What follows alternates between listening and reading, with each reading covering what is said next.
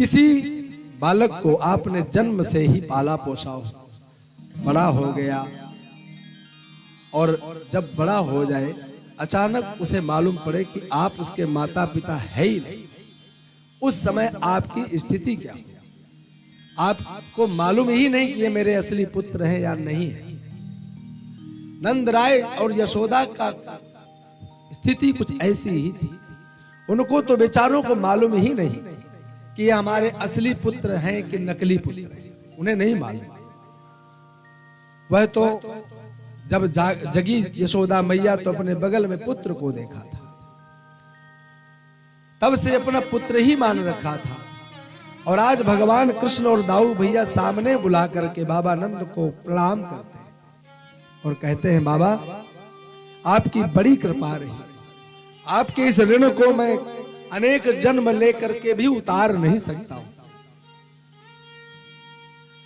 जैसी सेवा आपने करी है ऐसी सेवा तो कोई संसार में वास्तविक माता पिता भी अपने पुत्रों की नहीं कर सकते। ऐसी स्थिति को जैसे ही नंद जी ने सुना तो विचार करने लगे, ये क्या कह रहे हो लाला? कन्हैया कहते हैं, हाँ बाबा, आपको मालूम नहीं होगा, हम लोग महाराज वसुदेव और देवकी के पुत्र हैं। पूरी घटना सुनाया और नंद बाबा विचार करने लगे। उस समय स्मरण में खो गए कि हाँ कभी एक बात आई थी, लेकिन बाबा ने उसको काट दिया। क्या कहा था? एक बार गर्गाचार्य जी जब नामकरण करने आए थे तो उन्होंने कहा था, प्रागयम वसुदेवस्य, कभी किसी काल में यह वसुदेव का भी पुत्र बना है। उस समय मैंने उस बात को निकाल दिया था, हाँ पहले कभी बना होगा, लेकिन मैंने उसे हृदय में नहीं लिया। विचार करने लगे कि अच्छा अब लाला को दुख हो जाए, दुख ना हो, इसलिए अपने आप को रोका उन्होंने, रोने नहीं दिया, आंसू नहीं निकले।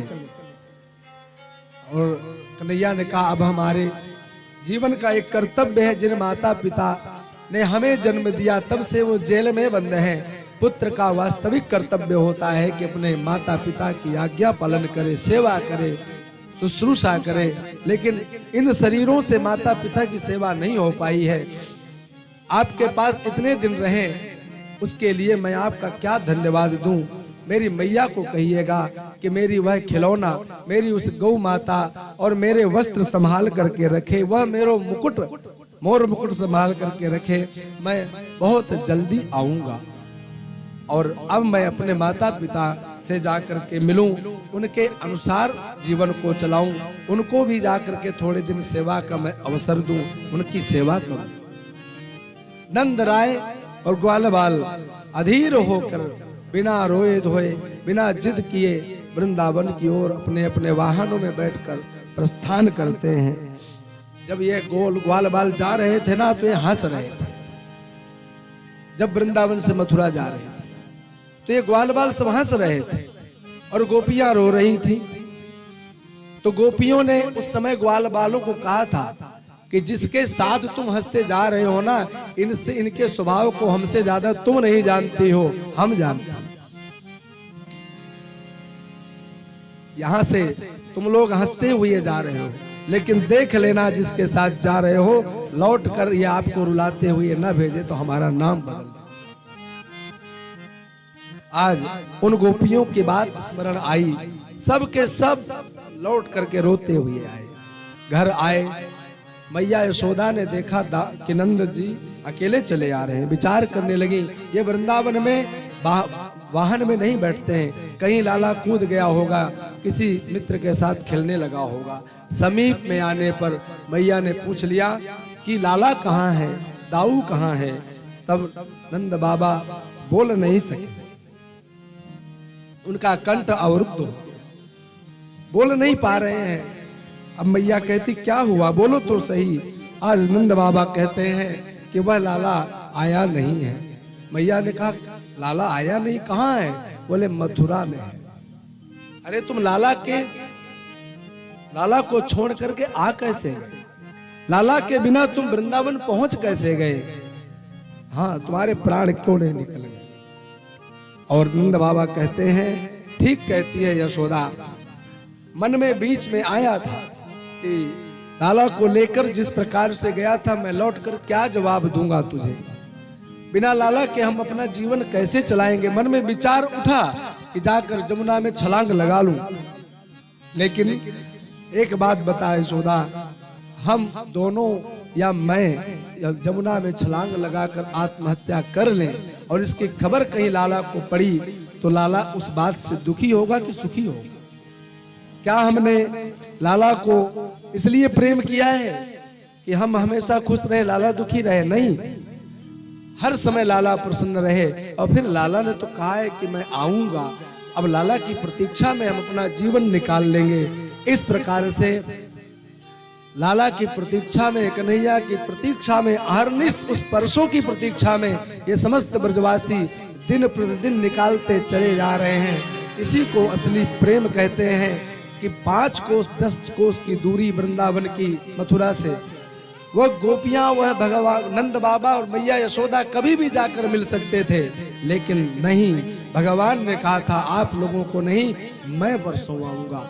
उसकी प्रतीक्षा में पूरा जीवन निकाल दिया, रोकर निकाल दिया, लेकिन कभी भी कोई शिकायत, कोई शिकवे नहीं, कोई गिले। यही है उन समस्त ब्रजवासियों का प्रेम, यही है वृंदावन वासियों का प्रेम। वही तो आज इतिहास बना हुआ है। वृंदावन के समस्त ब्रजवासी संसार सर्वाधिक संसार में क्यों लोगों को प्रिय लगते हैं? क्योंकि इनसे अधिक भगवान को प्रेम करने वाला इस त्रैलोक्य में कोई था ही नहीं। इस प्रकार से भगवान आए और उसके कारागृह में बंद माता पिता को मुक्त कराया, उग्रसेन नाना जी को मुक्त कराया, स्वयं उग्रसेन को राजा बनाया, स्वयं राजा नहीं बने, सेवा का कार्य संभाल लिया। माता पिता से हाथ जोड़ करके प्रणाम करके आज तक सेवा न कर पाने का क्षमा याचना करते हैं। माता पिता दोनों अपने पुत्रों को पा करके बहुत प्रसन्न होते हैं। समय आने पर यज्ञोपवीत संस्कार कराया गया। दोनों भाइयों को सांदीपनी महाराज के आश्रम में भेजा गया, जाकर के शिक्षा ग्रहण करके आइए। 64 दिन 64 रात्रियों में ही समस्त 64 कलाओं को इन्होंने ग्रहण कर लिया। अंत में गुरु देव और गुरु माता के गुरु दीक्षा, गुरु दक्षिणा देने के कारण भगवान कृष्ण और बलराम उनके मरे हुए पुत्र को संयमनीपुरी यमराज के लोक से जाकर के लाते हैं और गुरु माता के हाथों में समर्पित करते हैं। वहां से उनकी कृपा प्रसाद आशीर्वाद लेकर भगवान स्वयं मथुरा में आते हैं। सब्सक्राइब करें हमारे YouTube चैनल साधना गोल्ड को और पाएं वीडियो सबसे पहले। और हाँ, बेल आइकन दबाना ना भूलें।